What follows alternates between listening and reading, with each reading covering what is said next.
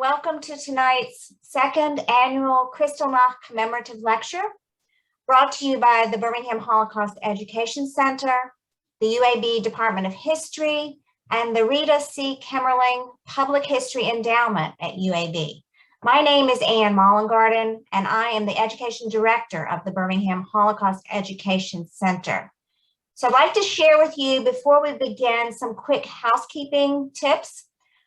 We will be recording tonight's program. That recording will be available on the BHEC website, but for 2 weeks only. We will be posting that within about 48 hours, and then it will come down after 2 weeks. So if anyone you know has expressed desires to watch this program, please let them know that. We are also asking that everyone remain muted during tonight's program, and that you submit your questions for our speaker in the chat box. And finally, after the program, we will be posting a link to an evaluation in the chat box that we hope you will take a moment to complete. You will need to copy that link from the chat box into your browser, and that will direct you to that evaluation. So thank you very much. On November the 7th, 1938, a young Jew, enraged by his family's expulsion from Germany, walked into the German embassy in Paris and fired 5 shots at a junior diplomat.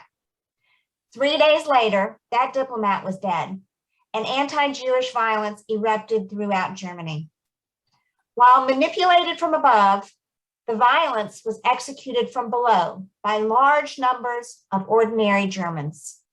Synagogues were burned, and Jews were beaten in the streets, while police and fire officials stood by.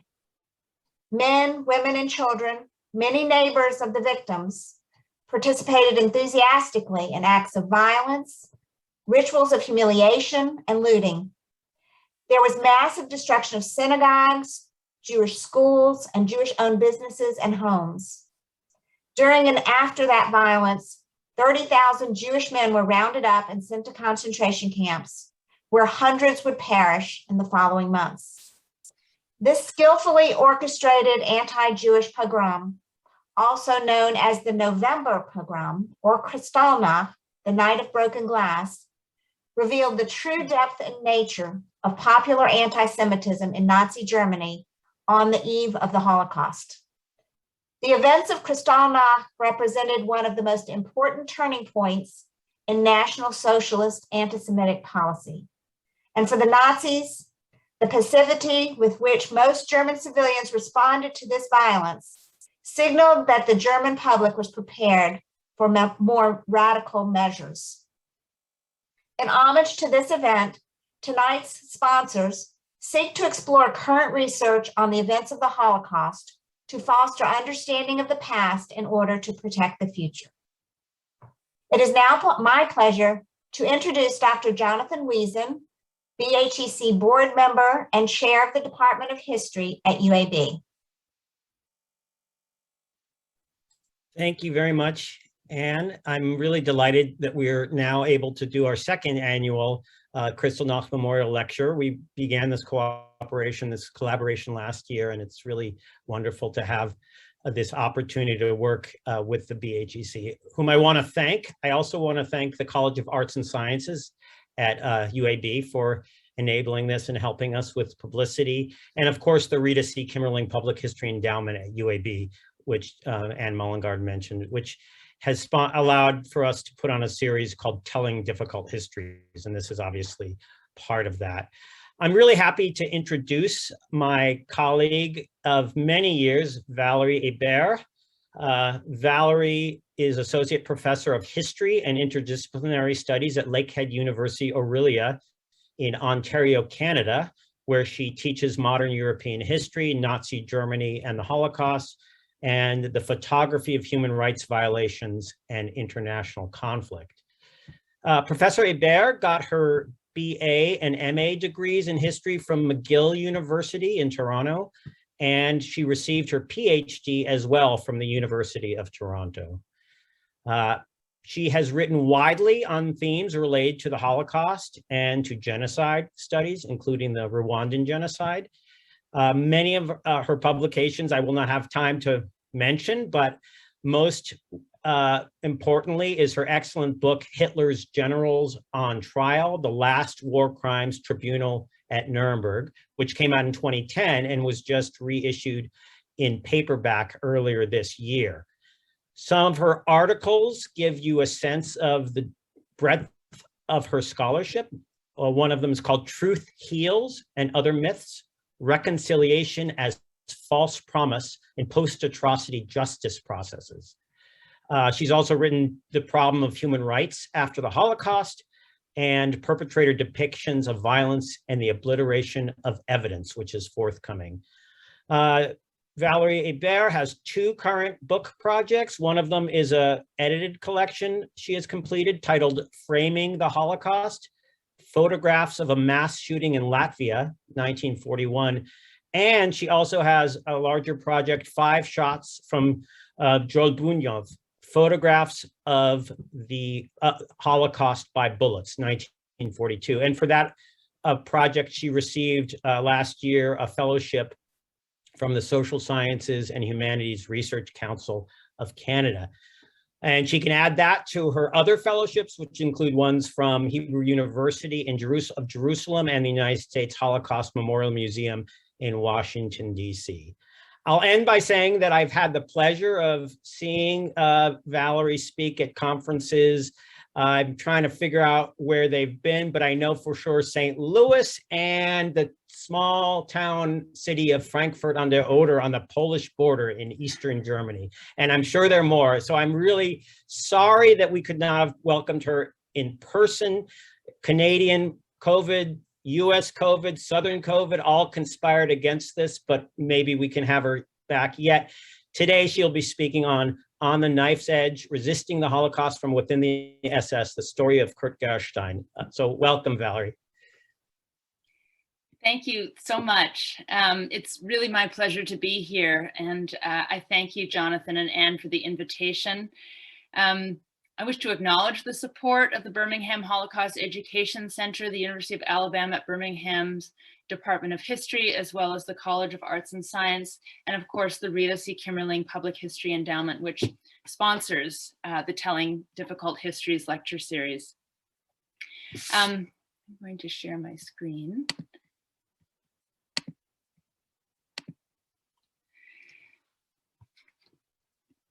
Tonight, I wish to tell you about a difficult history. Kurt Gerstein is someone who defies easy explanation. He was a committed Christian and vocal opponent of the Nazi regime. For his beliefs, he was beaten, arrested, and imprisoned in a concentration camp.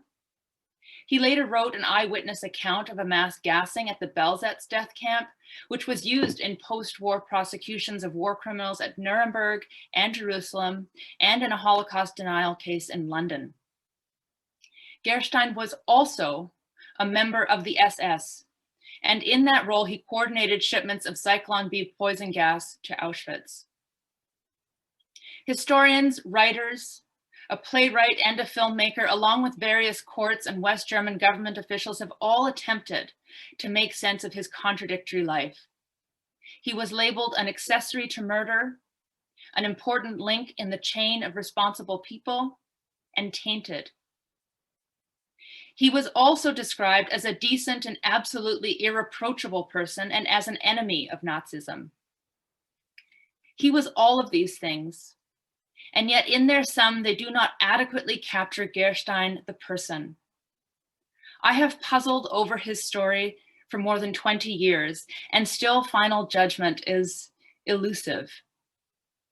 His longtime friend and confidant declared, Kurt Gerstein was considered by his contemporaries with a shake of the head. That resonates with me. It may resonate with you as well after this evening. In tonight's presentation, I will tell you about Gerstein's life, his choices, and the troubled legacy of a man who both supported and opposed the Nazi regime. Much of what we know about Gerstein comes from him. Toward the end of the war, he wrote 3 reports summarizing his life and activities. It is these reports that contain his eyewitness account of Belzec.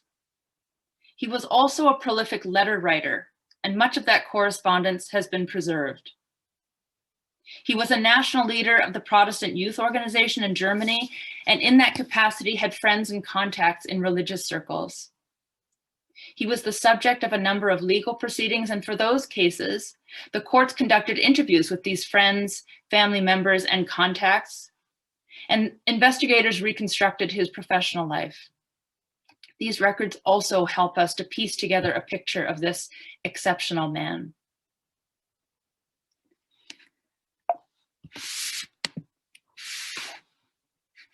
There is little in Kurt Gerstein's family background that would have predisposed him to resistance.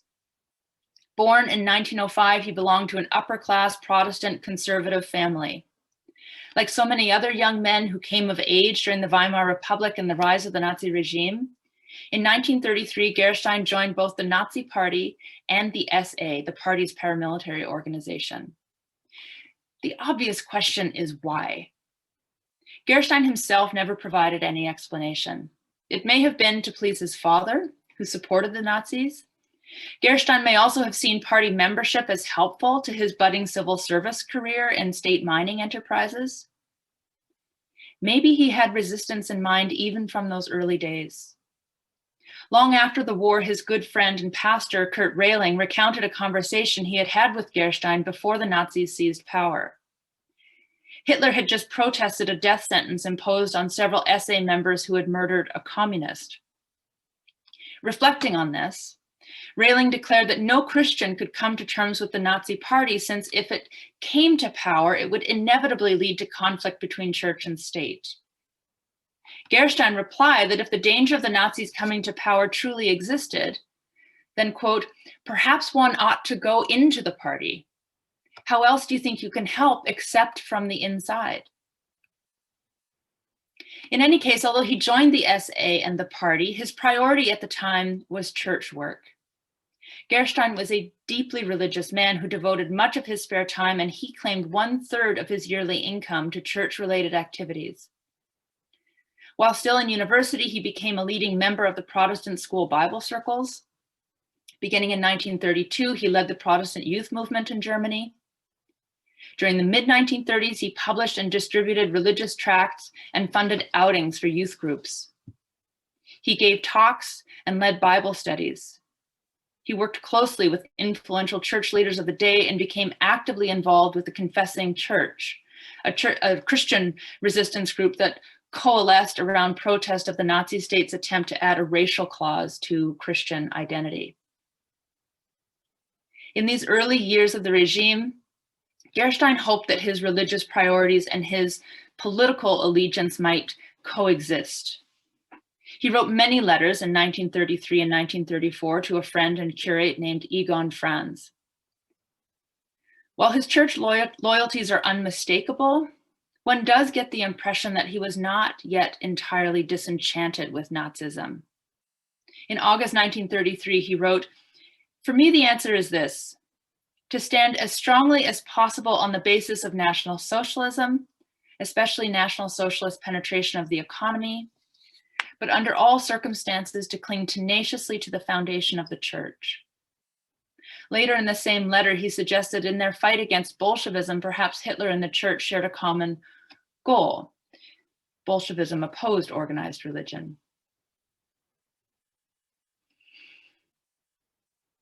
Despite Gerstein's willingness to contemplate the potential merits of National Socialism, his personal experience of government interference in church matters soon drove him to open conflict with the Nazis.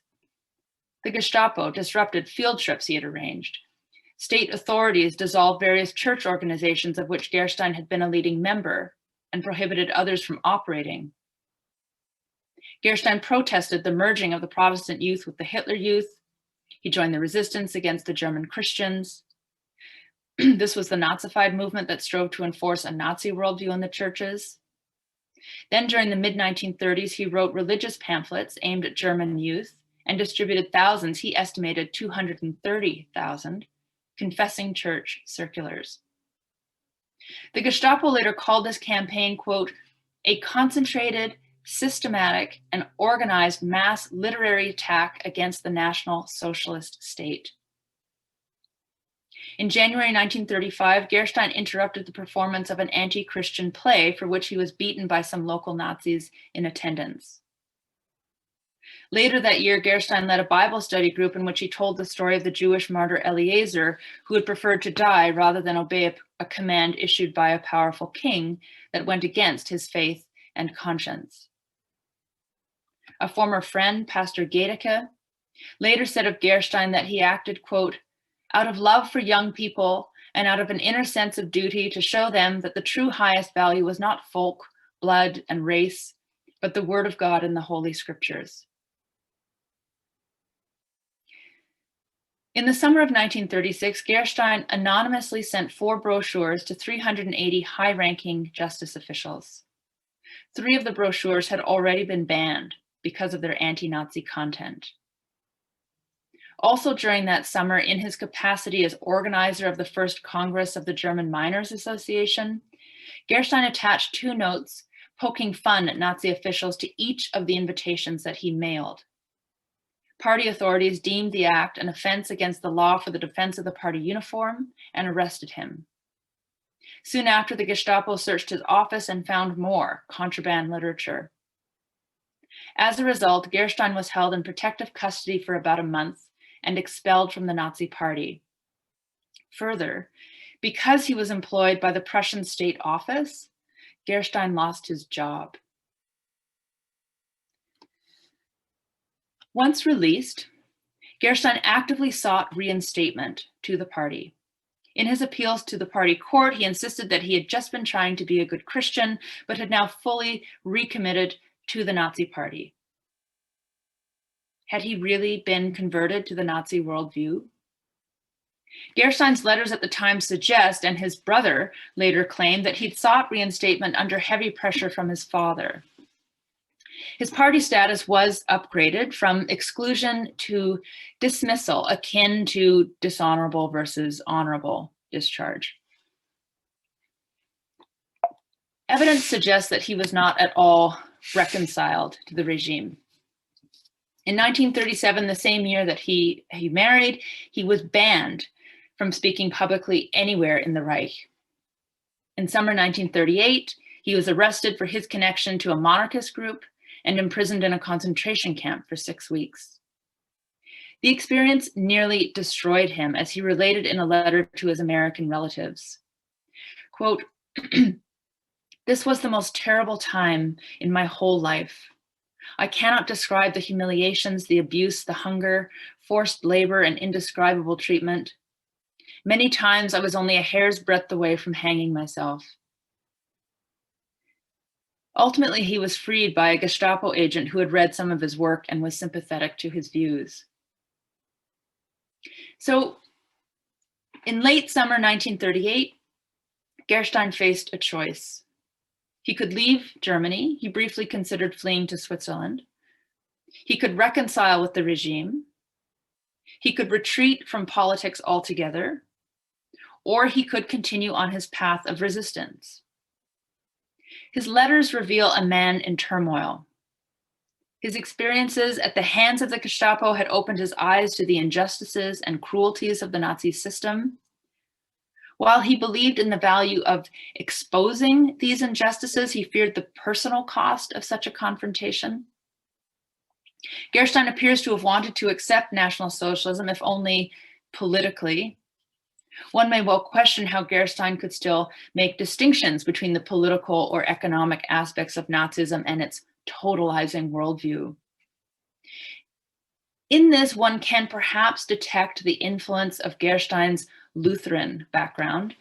There are echoes there of the doctrine of 2 kingdoms, which dictated that social and political events lay outside the sphere of Christian responsibility. The attempt to inhabit both worlds, the Nazi and the Christian, was increasingly untenable. We see this clearly in a letter that he wrote to his father in November 1938. Gerstein wrote that he did not share his father's pro-Nazi views, particularly after Kristallnacht. He wrote, For one as passionate as me, this can bring with it even more difficult conflicts of conscience. I was inwardly brought into line, but these latest things have struck me very deeply. To his wife, Elfriede, Gerstein remarked, "You will see, now the Nazis are letting their masks fall away." Excluded from the party, dismissed from the civil service, disturbed by the regime's increasing violence, but still wondering if peaceful coexistence was possible, for the next few years, Gerstein appears to have been adrift.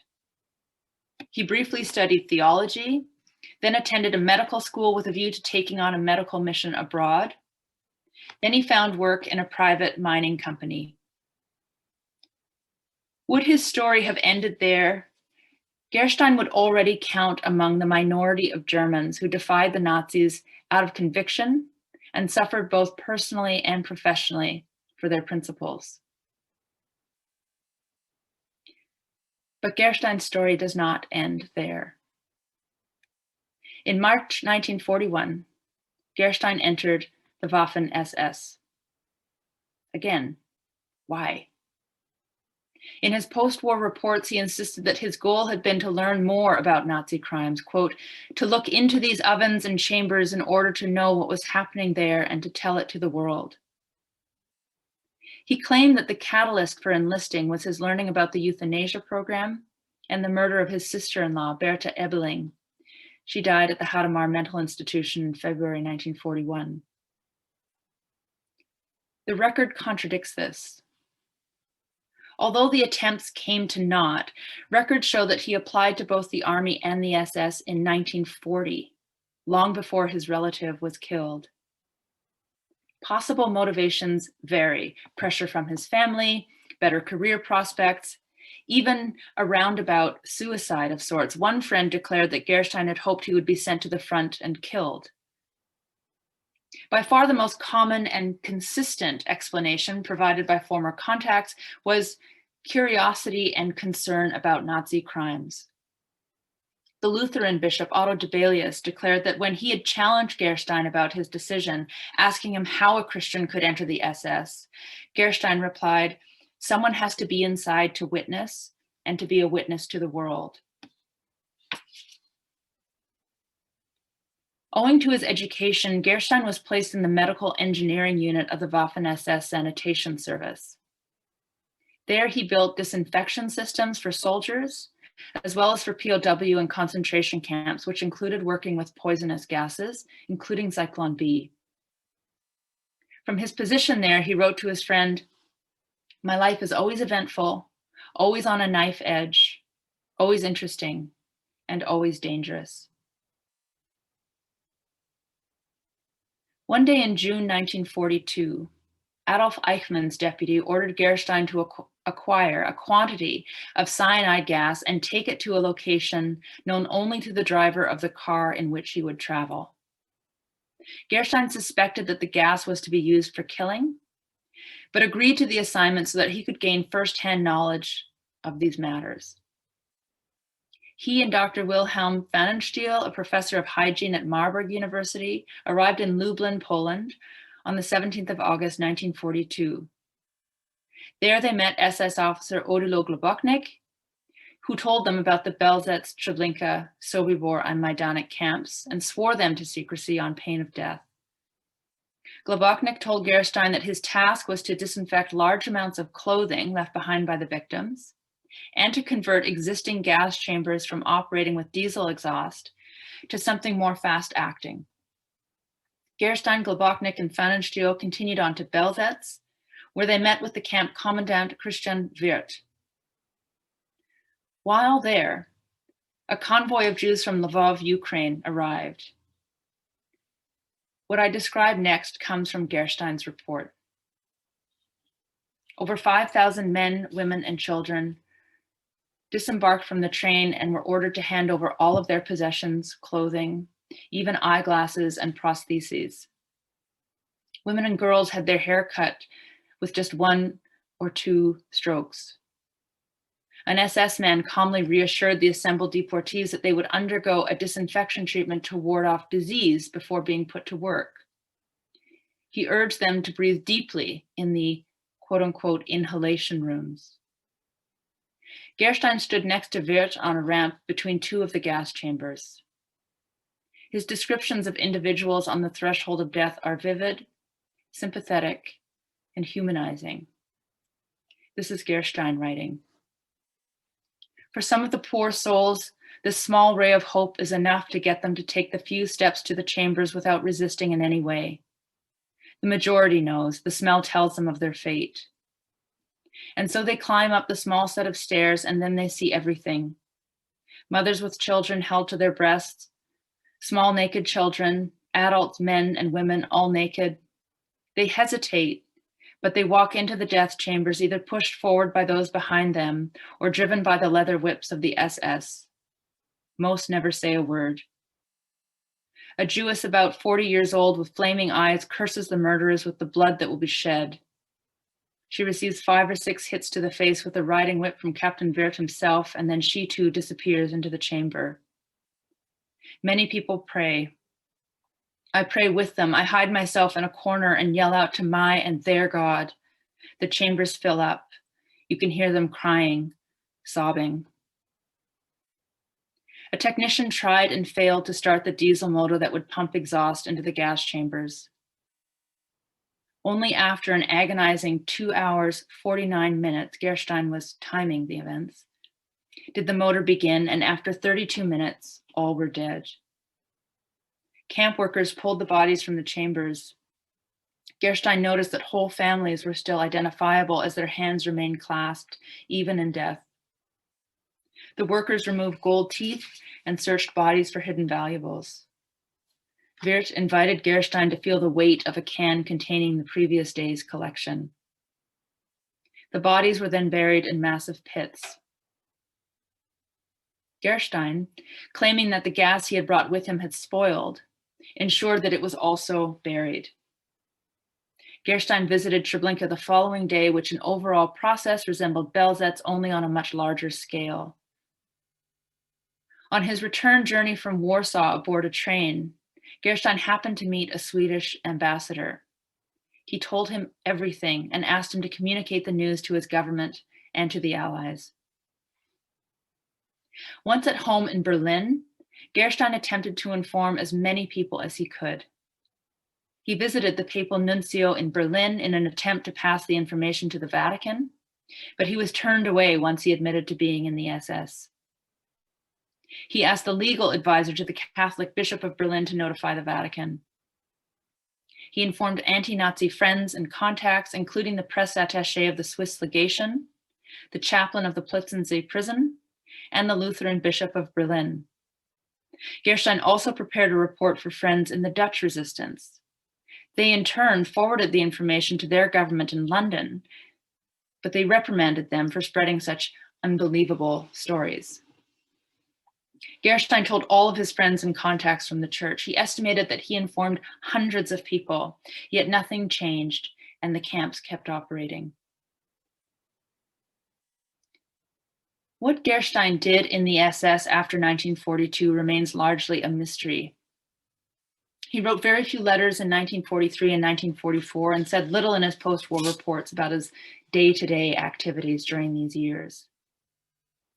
What we do know is that Gerstein was very well informed about the spectrum of Nazi crimes, and that this knowledge left him with a heavy psychological burden. Much of what he described he had heard from other SS men and occupation government authorities in Poland. He mentioned the mass shootings of thousands of Polish priests. After forcing them to dig their own graves and disrobe, the SS taunted them about their faith and shot them. Polish intellectuals, including male and female teachers, met a similar fate. SS men disguised as doctors traveled the countryside, rounding up quote unquote worthless Poles and Czechs, particularly the elderly and TB patients. He relayed the claim by an SS contact that it was customary to kill young Jewish children by smashing their heads against a wall. This same SS man remembered 2 girls aged only 5 and 8 years begging him on their knees not to shoot them. They were shot anyway. Gerstein knew about the practice of forcing people to lie down on the still warm bodies of previous victims before being shot themselves. Gerstein had heard about mass deaths in POW camps, about the capture and torture of a Jewish member of the Polish underground, as well as the brutality and sadistic ridiculing directed at camp prisoners. He knew that Jews were made to participate in their own destruction, and this deeply distressed him. He claimed to have observed experiments performed on living prisoners at Ravensbrück. He named the doctors involved, and he knew of similar experiments at Buchenwald. He had heard about the sudden disappearance of gay men at Oranienburg, quote, into the ovens, and how at Mauthausen it was common to throw prisoners off the edge of the quarry and to register their deaths as accidents. Gerstein confessed that certain scenes haunted him, a 3 to 4-year-old Jewish boy distributing pieces of string to his fellow deportees in the death camp undressing room so that they could tie their shoes together. The little girl who looked for her beaded necklace 1 meter from the gas chamber door. A 3-year-old boy who was picked up and hurled into the gas chamber. He insisted that the worst camps were not Oranienburg or Belsen or Dachau, but Auschwitz and Mauthausen. These were also the months when Gerstein became most deeply embroiled in the crimes of the SS. On orders from his superiors, he coordinated the supply of Zyklon B to Auschwitz and Oranienburg. In his reports, Gerstein explained that one day in early 1944, SS Sturmbannführer Gunther asked him to acquire a large quantity of Zyklon B. Gerstein wrote that it was enough to kill millions and was needed for, quote, an obscure purpose. At the time, he suspected it would be used against the German people or prisoners of war or foreign workers, since Gunther had suggested storing it in a shed in Berlin so that the gas would be, quote, readily available.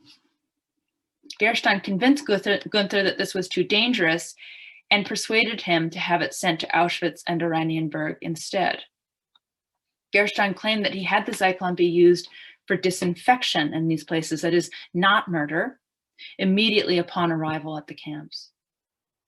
Unfortunately, all documentation concerning the ultimate use of this gas has been lost.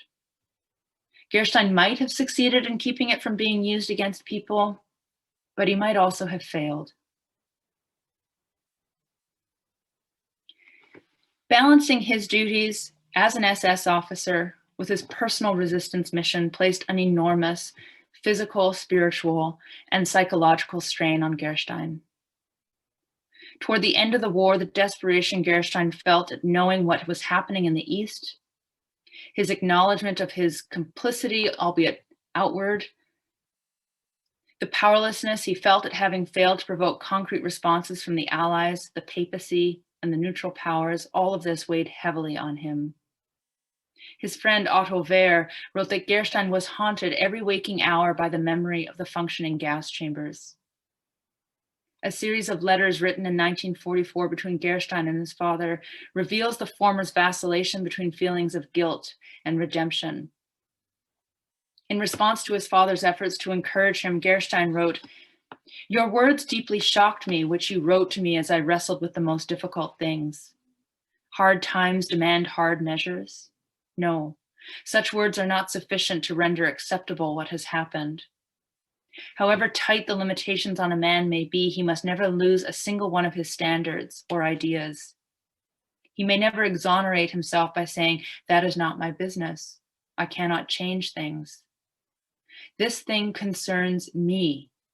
I bear this responsibility and this guilt, and indeed, as a conscious person, I have a corresponding measure of blame." His father replied, "You are a soldier and an official, and you must carry out the orders of your superiors. The person who gives the orders is the one who bears responsibility, not the one who carries them out. You must do what you are ordered to do." Gerstein responded, "I lent my hands to nothing that this all has to do with. If I, and so far as I received such orders, I did not carry them out and changed how they would be carried out. I myself emerged from the entire matter with clean hands and an angelically pure conscience. In April 1945, Gerstein turned himself over to the French military authorities in Rottweil and offered himself as a witness for the criminal prosecution of top Nazi officials. He was placed in honorable custody, during which time he composed his reports. However, in July, the French formally arrested him, charged him with murder, and sent him to the Cherche-Midi prison in Paris. The report of his interrogation there shows that they utterly rejected Gerstein's claims that he had only served the SS in order to resist, and that none of the gas that he had supplied had been used against human beings. Rather, they treated him as someone who was trying to trade information for amnesty. 12 days after his arrival in Paris, Gerstein was found dead in his cell, evidently of suicide by hanging. He had left some letters behind, apparently explaining the reason for his suicide, but these were lost shortly after his death. In the years since, unsubstantiated accusations of murder have been labeled against both the French and fellow imprisoned SS men. In my view, it is entirely possible that Gerstein took his own life. The anguish caused by carrying on the double role of resistor and loyal SS officer, the ever-present pressure from his father to conform, the torturous knowledge of the relentless killing, and the constant fear of reprisal had driven him on several early occasions to consider suicide. Whatever his reasons were for resisting earlier, they were not strong enough to sustain him through this last ordeal.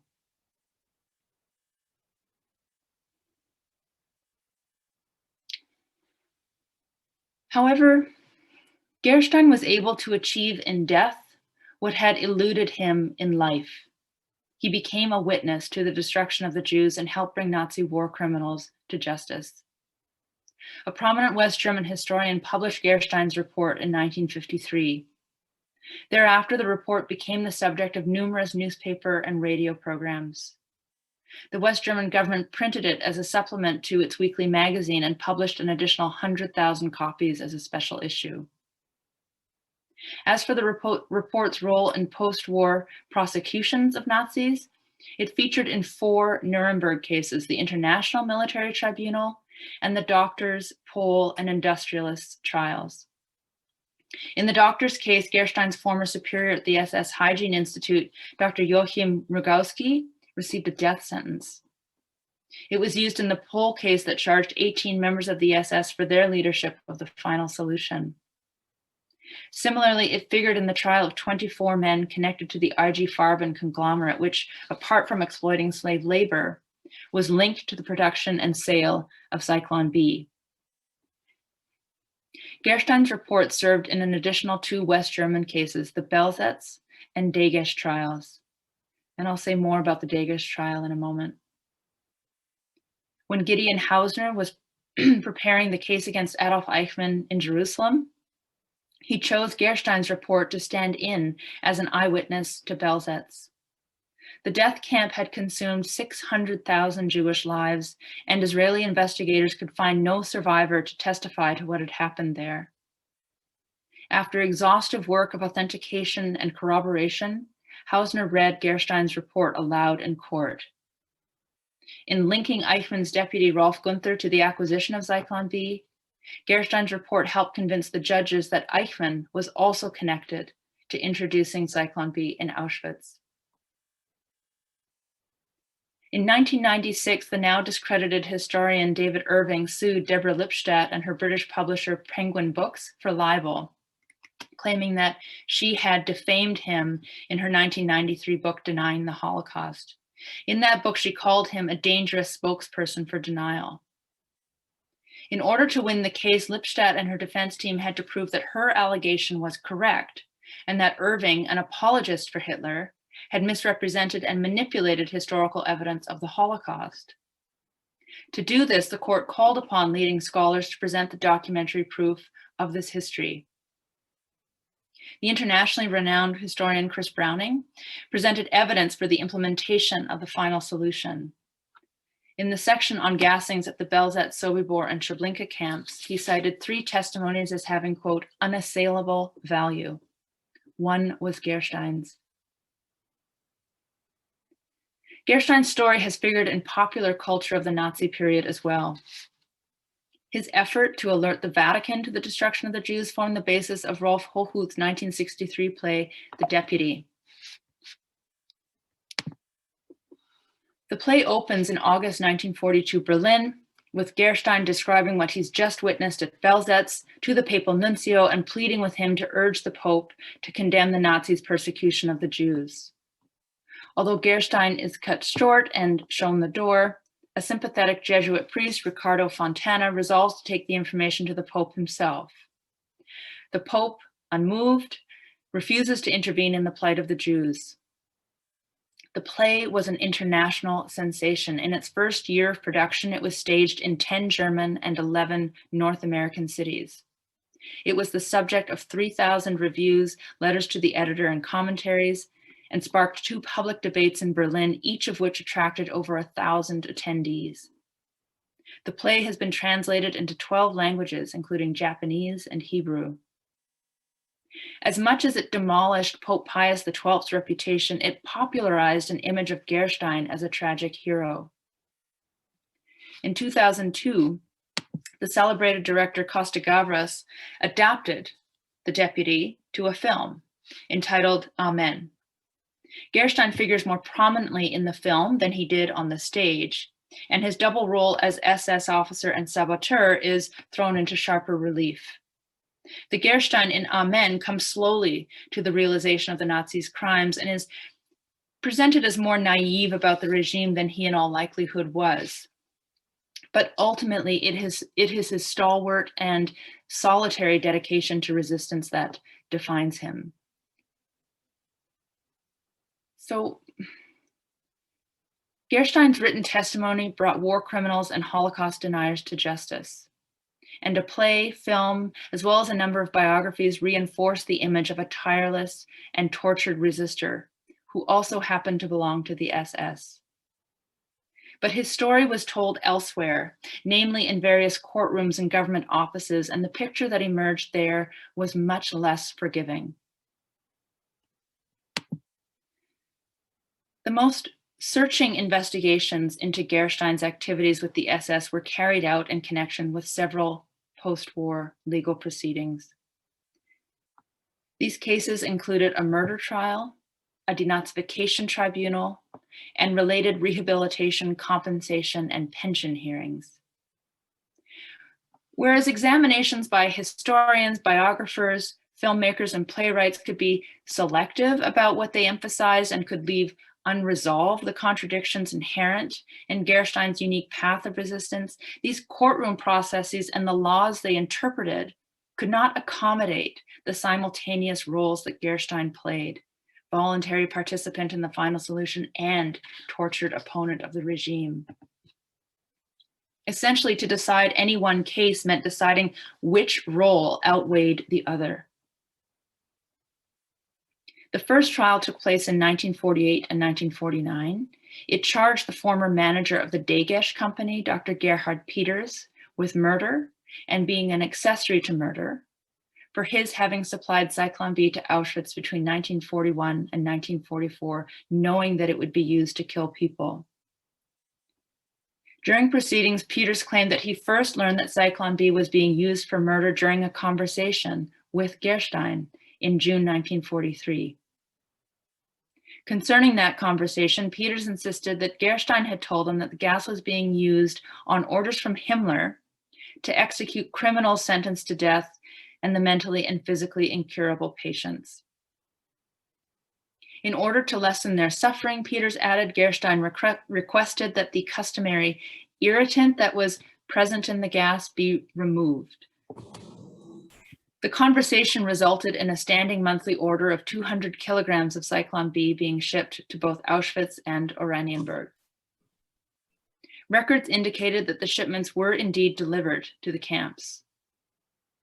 However, Peters still might have been found not guilty if the court believed that Gerstein had succeeded in preventing the Zyklon B from being used to murder camp prisoners, as Gerstein claimed in his reports. The court accepted that Gerstein had destroyed one shipment himself by faking an accident with the truck that was delivering it. As for the gas sent to Oranienburg, some was rerouted out of the camp to an unknown destination, and so these quantities were removed from consideration. The amount of Zyklon B delivered to Auschwitz, however, represented enough poison to kill 450,000 people. Although Gerstein insisted that none of the gas that passed through him was ever used against people, the court concluded that this was unlikely. Gerstein had claimed that the gas was stockpiled at Auschwitz unused, and in May 1944 he wrote a letter to Degesch, fishing for a reason to destroy it. He suggested that it was past its shelf life. Still, the court asserted it was possible that the poison was still used to kill people after that date. Indeed, right around that time, the Allies bombed the Zyklon B manufacturing plant. This was also the period of the mass deportation of close to 500,000 Hungarian Jews to Auschwitz. Therefore, a shortage in the supply of Zyklon B coincided with an increased demand for it. Gerstein was not posted at Auschwitz. He could not have controlled how it was used at the camp. It was entirely plausible that the very gas that Gerstein had arranged to be delivered to Auschwitz was used in the gas chambers at Birkenau. As a result of this finding, Dr. Peters was found guilty of being an accessory to manslaughter. This verdict cast a long shadow on Gerstein's story. Although the case made no decision about any criminal status on Gerstein's part, all subsequent legal confrontations with Gerstein's story built upon the documentary evidence and court decisions generated by the previous ones. The next case was a denazification hearing. When Gerstein died, he left behind a wife and 3 young children. With little means of supporting herself, his widow applied to the state for relief in 1949. Given her husband's SS status, there was some question as to whether she was entitled to state support. This prompted a denazification hearing to determine his level of service to the regime. If it was determined that Gerstein had advanced the Nazi program in a significant way, she would be denied support. The Degesch trial conclusions fundamentally influenced the judgment in Gerstein's denazification hearing. That tribunal found that although Gerstein had wanted to sabotage the SS's crimes, he was connected on a practical level to its murderous activities. They described him as, quote, an important link in the chain of responsible people.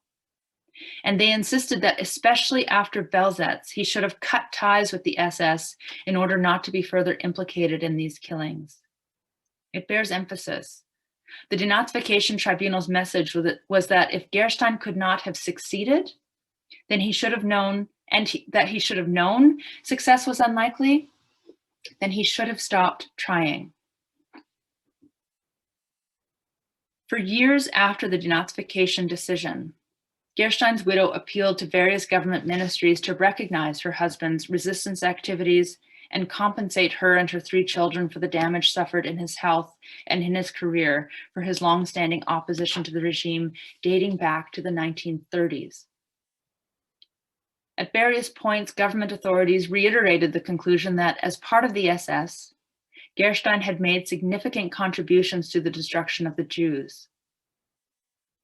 Ultimately, out of bureaucratic exhaustion and a desire to be done with the matter, the state concluded a private settlement with Frau Gerstein, granting her a pension based on Gerstein's premature dismissal from his civil service job for opposing the Nazis in the pre-war period. That is, only by consciously excluding his SS membership from consideration were they able to justify granting her public funds.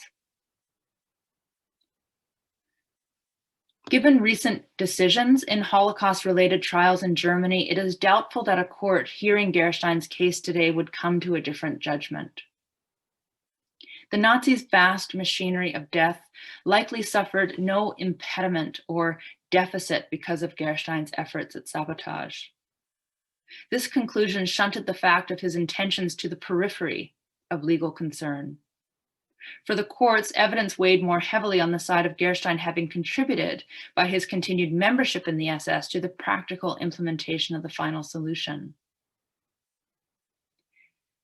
For most of West Germany's and reunified Germany's post-war history, the prosecution of murder cases related to the Holocaust required evidence of the accused's malicious or cruel intent. To be found guilty of murder, one had to have malicious or cruel intent. These characteristics were absent in Gerstein, but they were also absent in the majority of rank and file perpetrators. Legal and historical scholars alike have long understood how this legal approach fundamentally undermined successful prosecutions for Holocaust cases. That is, genocide had succeeded precisely because thousands of people worked in support of the intended purpose of the death camps, irrespective of their personal motivations. The Holocaust did not require individual initiative or intention. It required men and women who, with their daily routines, advanced the Nazi project of destruction. Requiring evidence of personal initiative had therefore resulted in shockingly few successful convictions for murder. In 2011, a Munich court finally broke through the interpretational conventions that had hitherto prevented countless war criminals from answering for their crimes. It convicted Ivan Demjanjuk, a Ukrainian former guard at Sobibor, of assisting in the murder of over 28,000 Jews by very reason of his presence and service at the camp. 4 years later, a court in Lüneburg convicted the German, Oskar Gröning, of assisting in the murder of 300,000 Hungarian Jews while employed as a clerk at Birkenau. His hands searched suitcases and sorted currency. They did not empty canisters of Zyklon B into the gas chambers. Nonetheless, his work was inseparable from the destructive process. The legal scholar Lawrence Douglas writes, Demjanjuk and Gröning were rightly convicted not because they committed wanton murders, but because they worked in factories of death. To convict only on proof of personal viciousness is to treat the crimes of the Holocaust as acts of garden variety villainy. The verdicts understood that in judging state-sponsored atrocities, guilt is not to be measured by acts of cruelty or savagery alone. Guilt follows function. Such was the simple, terrible, and great insight of these courts. By that same logic, Gerstein would also be guilty. His function supported Auschwitz. But how incomplete and unsatisfying a judgment of Gerstein that would be. In assessing Gerstein's actions, the courts returned again and again to the idea that Gerstein should have left the SS rather than become involved in its crimes. The implication is that Gerstein would have been in a better legal and moral position had he never tried to subvert the crimes of the Nazis from within. But I would argue that Gerstein's decision to stay in the SS after Belzec is deserving of greater consideration than the courts granted. For Gerstein, the experience of total evil required a response without limitations. Therefore, he consciously entrenched himself in the very machinery of destruction in order to maximize the potential of his opposition. Gerstein's commitment to opposition, I would add, originated in his original understanding and personal understanding of Christian faith. His religious devotion was not an abstract or ritualistic spirituality. Rather, he felt that belief in God had to be accompanied by action. As his good friend Helmut Franz explained, he hated nothing more than cheap, false piety. The faith was only legitimized if he himself showed compassion for and helped his neighbor. Once in the SS and a witness to its crimes, he felt this sense of responsibility to his fellow man all the more deeply. Indeed, he knew from personal experience the futility of resistance from outside the Nazi apparatus. So he remained where he was, at great risk, it should be emphasized, to himself and his family. It was an extraordinary, unique, and deeply troubling decision. Although Gerstein embarked on his path of resistance from within the SS consciously and with commitment, once his course was set, he found himself in a psychologically impossible situation. Maintaining his post required at least an outward show of loyalty to the SS. Moreover, Gerstein must have realized that his chances of halting the destruction program were small. Therefore, despite having followed the demands of his conscience, he was tormented by his decisions. His wartime conversations, correspondence, and his eventual suicide reveal that the peace of mind that is the customary reward for acting according to one's conscience eluded him until the end. Still, Gerstein never lost hope in the potential of his position in the SS, just as he always believed that if the world knew what was happening to the Jews, enough people would join him in opposing the Nazis to bring about their demise. The tragedy of Gerstein's story is that he was alone in his efforts, that these efforts in all likelihood were swallowed up by the Nazi machine, and that ultimately his path of resistance implicated him in the deaths of innocent people. But recriminations are misplaced if they are based, as the court's conclusions were, on the belief that Gerstein's resistance was an illusory conceit. The court's dissatisfaction with Gerstein's case rightly belongs to the refusal by others to risk as much as he did in the response to catastrophe. As Gerstein's good friend wrote to his widow, had more people accepted responsibility for fighting the evil of Nazism, it would not have come to this in Germany. Thank you.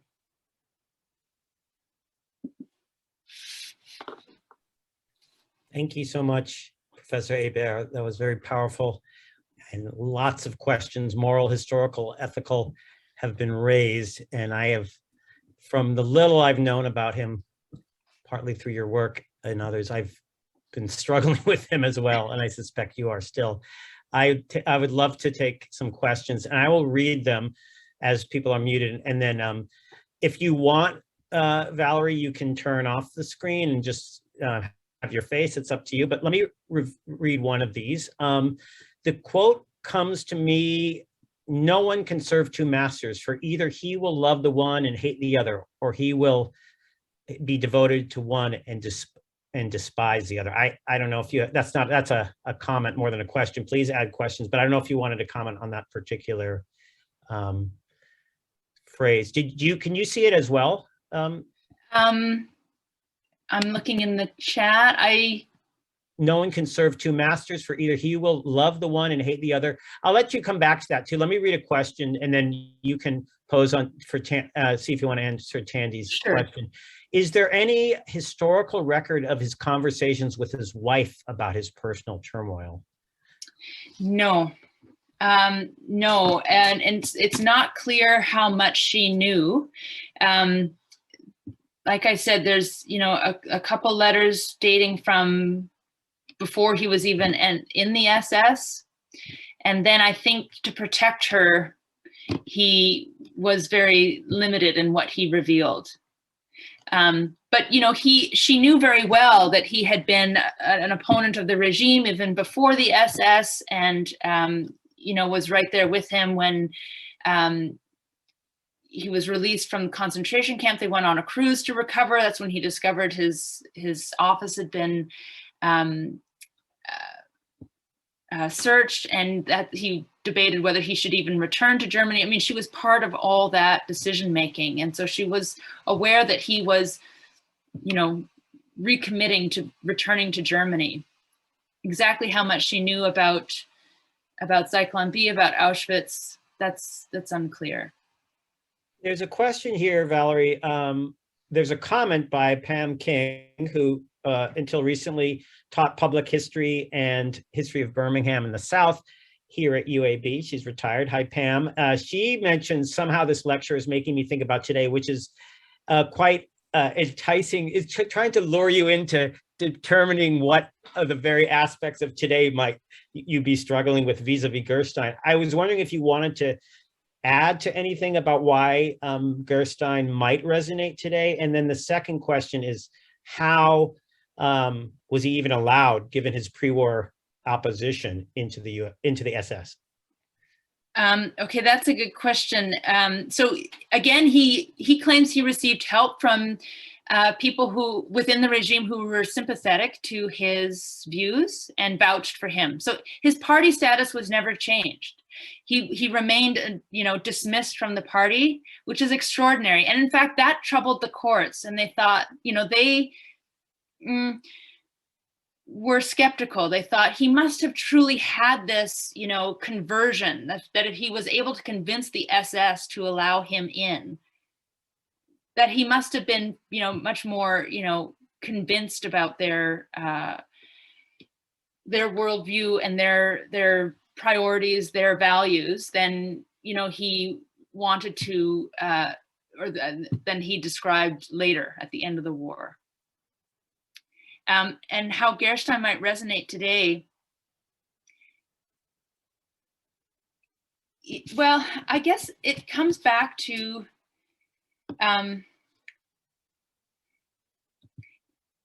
the challenge of resistance, right? I teach a course on the Holocaust. I've taught it for many years. I was a TA for it, even in grad school. So it's many, many years that I've had conversations with students, and you start the course with the rise of Nazism and pre-war persecution of the Jews, and then it's wartime and ghettos, and then Einsatzgruppen, and then camps, and then like later it's sort of like we've told all these stories, and then we get to issues of rescue and resistance, and that's when students tends to be when we have this conversation about, would you have risked yourself to hide a Jew in your family, or, in your home? I mean, or, what would you have done to protest these things at that point? And where I have come to after years of thinking about this, and of course, there are those examples, those stunning examples of people who were willing to risk themselves and their families in order to harbor, a hiding Jewish family, or, to protest loudly, like the Shoals, the White Rose movement, right, to protest the Nazis' crimes. And in so many cases, people who took those risks lost their lives, and they cost the lives of their communities and in reprisal actions, or of their own family. And maybe it's with some age and some maturity and having children of my own, but I really struggle with that. Like, could I do that? In all honesty, I feel ashamed to admit that, but I think, to take on those risks is such an enormous thing to expect of people. And where I've come to is the moment of resistance comes much earlier, when the stakes are lower. It's in the 1930s, where you're making decisions about basic principles about, do I support this Nazi worldview or do I not, right? And it's when the larger consequences are not yet fully in view, that is when we can have the most power. That is when we can have the most influence on the course of events. And following this history in the order that it happened, people in the 1930s did not have Auschwitz as part of their imagination, but we certainly do. We know this kind of thing is possible. And so to me, the resonance for Gerstein today is to think about, when would we make those decisions about opposing a regime, a party, a movement, and to be incredibly vigilant about those principles, even in those early days. Because by the time it gets to the machinery is in full swing, the risks involved in resisting and the likelihood of one's success are so much smaller. So that's what Gerstein means to me, in part. I'm going to combine a few questions that talk a little bit about more his relationship, his Protestantism, but perhaps his understanding of it vis-a-vis things like the ritual, the claim that Jews, the deicide claim Jews had killed Christ, or whether in fact he had as somebody writes, it's strange that his original opposition to Nazi Party seemed more to do with personal beliefs about Christianity than it did about the defense of the persecution of Jews. Is that fair? And do you have a sense at all through his writings about Protestantism that he had a particular understanding of the quote unquote Jewish question before the final solution? I don't have a comprehensive answer to that. I mean, the milieu he grew up in, you know, the Protestant conservative community that he was raised in, certainly, you know, would be largely comfortable with anti-Semitism, right? That was kind of just a default position. And owing to like the longer, deeper history of Christian anti-Judaism. But, you know, how far this went is difficult to say. His own father, who supported the Nazi movement, he put together a family genealogy, and the inscription on the cover page was that they should protect their pure Aryan heritage, right? But that same father protested when a colleague of his, Jewish colleague, was dismissed from his job. So, you know, it's kind of this ambivalent stance. And, you know, he drew on Old Testament stories in his Bible studies, right? When he wrote his report and he's describing the that awful day at Belzet's, you know, he talks about their God and his God being the same one. So, you know, to the degree that there was a certain tolerance for anti-Jewish or, you know, racial ideology, how far that went with Gerstein is not altogether clear. At the same time, there's absolutely no doubt that experience at Belzet's was transformative of him. Question from Eric Sterling. What document is there about Gerstein's meeting with the Papal Nuncio and his attempt to meet with the Pope? Is there a document? Like from the Vatican side? From any side, I suppose. Oh, his testimony, yes, but I guess possibly from the Vatican side.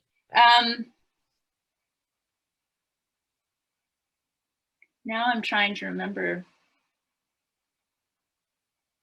It would be with the Papal Nuncio in Germany, in Berlin. But it's something that Gerstein describes, and, you know, at the time he was, you know, talking to anybody who would listen to him. And so, you know, we have the testimony of people who knew him at the time. I would have to double check that if there was a record, that's escaping me at the moment, if there was a record from the Nuncio's office in Berlin. I have a question for you. With the change in German law and with these last, everyone keeps saying this is the last trial, and then somebody else, and maybe a nonagenarian or somebody who's pushing 100 is still on trial. With the change, and I think, as you seem to acknowledge, generally positive understanding that being part of the machinery, even without sort of malicious intent, should be can make you complicit. Do you put that on hold a little bit with Gerstein, or in a sense, then how does the kind of Demjanjuk and that interpretation of law since his prosecution in 2011 and conviction, does Gerstein's story, as rare as it is, make you wonder whether we should return to a view of complicity that is more based on intention? I don't think so, because the result of looking for evidence of personal initiative, of cruelty, so badly skewed, you know, the legal representation of the average Holocaust perpetrator. I mean, the ones that were convicted were the ones who went out of their way to initiate murder, to act in vicious ways. And it led to this distorted view that, you know, Nazi perpetrators were these, you know, monstrous psychopaths. Whereas truly, if we're trying to reconcile with genocide, we have to come to grips with the fact that it is ordinary people who just in their day-to-day are supporting this function, whether they themselves are part of it or not. And that's a lesson for all of us today, right? I mean, that we could also be part of this kind of project. I mean, that's the more disturbing truth, right? But again, it doesn't capture Gerstein. And I think, the point I was trying to get at was that none of these laws were able to comprehensively deal with his case. And that's, it's a fascinating thing for me. And it's the reason why, I continued on in studying. That's why I studied Nuremberg. I was interested in trials and how the law, can be so stringent and so searching and so uncompromising in its search for truth. And yet it's still only another process. It's still another human creation, that does not always match in its, the tools don't always match the project that we're trying to come to grips with. And Gerstein is just one of those examples. He doesn't fit the normal categories, not of morality, not of the law. We have a couple more questions at least, and I just want to make an announcement to the group. We have Dr. Hébert until 8:30. I know that, but I also want to say that Leslie Kimmerling came in late, and again, many thanks to the Kimmerling family. You missed various shout outs, Leslie, to your family's kindness and generosity in making this and many other events through history possible. So welcome, Leslie Kimmerling. I also want to ask Anne, can you remind us just briefly what you're going to do with this survey so we can time it correctly as people, what are you going to insert again into the chat? We will insert that right now. We're going to insert the link, and if everybody would just copy it before we get off the Zoom, and then you can put it in your search bar and it will take you straight to the survey just to help us have some information. So thank you. Two questions relating to the broader resistance, Val. How would you say Gerstein's story relates to the broader aspects of anti-Nazi resistance in Germany? And sort of relatedly, before that is a question from David Messenger, who, yes, who I think you crossed paths with in Toronto. Do you think Gerstein's case is comparable to conservative and military opposition to Hitler, or is it better thought of as linked, let's say, to Bonhoeffer's Christian opposition? Bonhoeffer, yeah. And there was something else I wanted to say about Christian anti-Semitism before. So the Confessing Church, members there were, again, there was some, or put another way, there was some, willingness to accept certain aspects of racial policy in the Nazi state. They weren't, uncompromising on the issue of the racialization of German society. They were opposed to the state trying to decide for themselves who was Christian or not, deciding for themselves, who was, baptized and whether that transformation, stuck. But there's, even within the Confessing Church with which Gerstein was connected, there was this, ambivalence about racial policy and some tolerance for a racialized view of German society. So how Gerstein's case, how does it fit better with that kind of principled resistance? Or would we put it with the, conservative military? The thing about Gerstein was he was opposed from very early on. I mean, his was a resistance based on principle from even the pre-war years, whereas the more, conservative military conspiracies, for example, to assassinate Hitler, those really came together in response to Hitler's mismanagement of the war and the squandering of military resources and, the danger that Hitler became even to his own country. And so while some people connected to the 20th of July assassination plot, had witnessed shootings on the Eastern Front and were bothered by this, there was this motivation as well to still salvage Germany, to ensure that Germany wasn't completely defeated, that they would still have some kind of say in salvaging the nation. And that's a different kind of motivation than I think what moved Gerstein, right? And that he, from the beginning, was willing to act by himself if that's what it took. You know, that to me is different. I have a question, and then we have one more, at least one more, but very quickly, I did want to ask you, that final exchange in letters with his father, where he does, his father, it's an amazing quote from his father in terms of encapsulating it, just follow orders, and then his son saying that's completely anathema to his understanding of morality. But do you think that he was convinced, as he told his father, that he had pulled off? I don't know. No. I know, and I've thought about that very thing, because he's so adamant.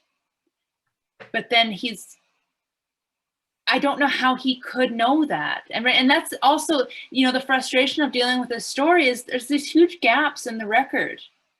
You know, Auschwitz, he sent the gas to Auschwitz. He said he had a man there who ensured, you know, it wasn't used, and like none of it was used against people, but he wasn't there.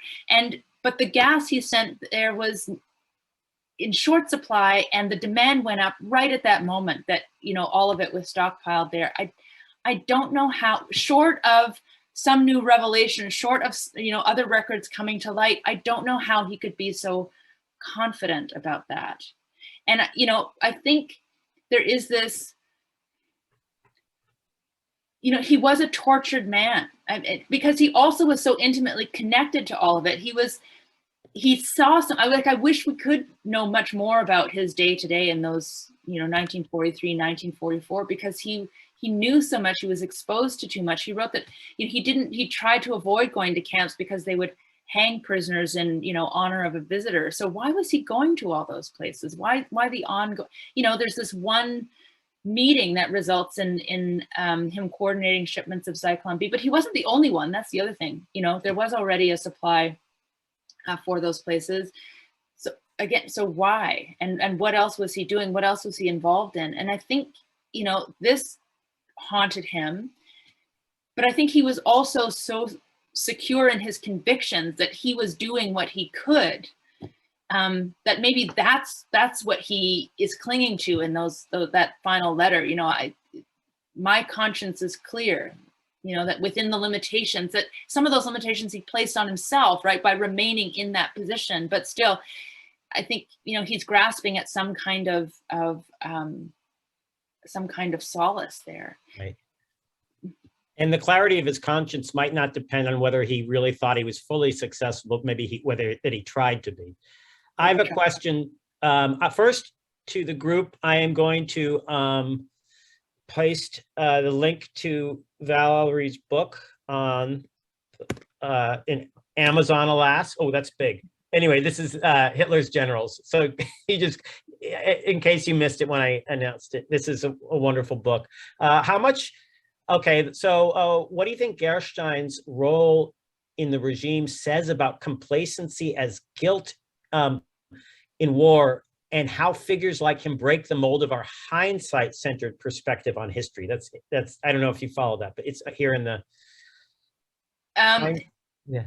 Maybe you can you reread it, or maybe I don't want to unmute. Oh, I think it may be tricky to unmute. Let's see, let me try to parse it. What do you think Gerstein's role in the regime says about complacency as guilt?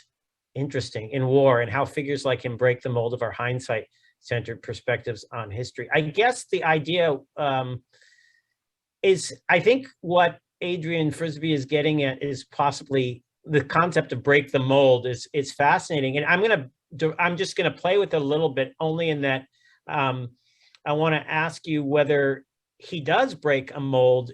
Is he so sui generis, completely independent? Do you think there are more like him? Oh, I don't know. I don't know. I mean, you know,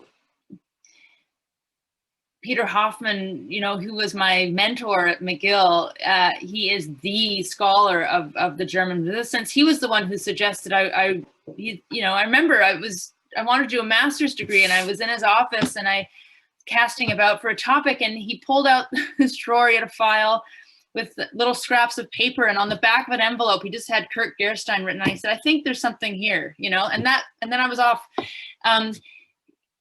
But, you know, the resistance that we know best, or the resistance movements we know best, tended to be those that, you know, there was some kind of organization, some kind of group, right? Some kind of, you know, fellow, like shared values, and finding that strength and reinforcement from being within, you know, a group or a community that, you know, that thought the same way. And Gerstein is he's different in this because he is so alone. It's one of the things that makes his story so tragic, right? The loneliness of it. And yet we understand it, because for him to stay in the position where he was meant that he had to play both roles convincingly, right? Were there others like him? I mean, short of them revealing themselves, I don't know. I mean, the work that I've done on German resistance, he is a unique case. Here's a question about whether the people whom he associated with, who listened to his appeals, or who perhaps were affiliated with him religiously, or through his 1930s anti-Nazi sort of youth groups, did they receive any punishment? Was their link to Gerstein ever a problem for them?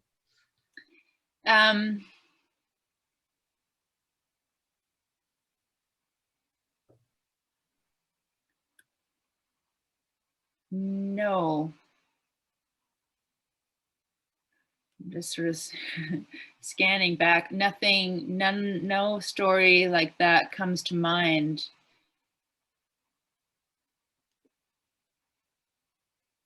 No, and I mean, this is, you know, yet another tragic aspect to Gerstein's story, is that by the time he sounded the alarm, the essential facts of what had befallen the Jews were already well known to the Allies, to the neutral powers, right? They knew about Einsatzgruppen shootings from the time they began. They knew about ghettos, they knew about Kristallnacht, they knew about camps and trains and gas, right? So Gerstein had this, you know, from his perspective, this was this great revelation, whereas in fact, the Allies and neutral powers were well informed, and this still didn't prompt a reaction.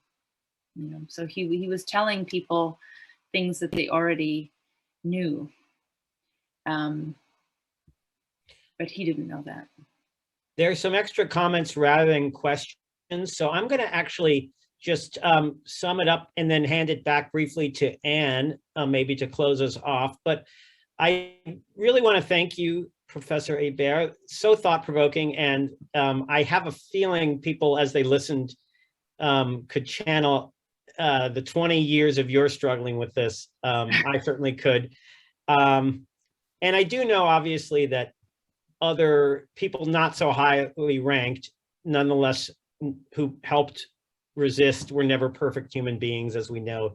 And that's the wonderful story about Gerstein, I think, that you tell, is that the complexity we see in somebody so positioned so closely to death, in some ways, is a microcosm of even the smaller figures who could have been anti-Semites but still saved a Jew, or could have had changes of heart. But it's a really powerful story, and I really want to thank you, and I look forward to your future publications, of course, seeing you at conferences.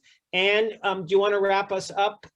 Sure. I again thank you, Dr. Hébert, so much, and thank you, Jonathan, for facilitating this. On this anniversary of Kristallnacht, I hope everyone will remember. And thank you for joining us in trying to study and learn about this history. I think it's something we will think about for a long time, and you've given us something to chew on for a while. So thank you very much.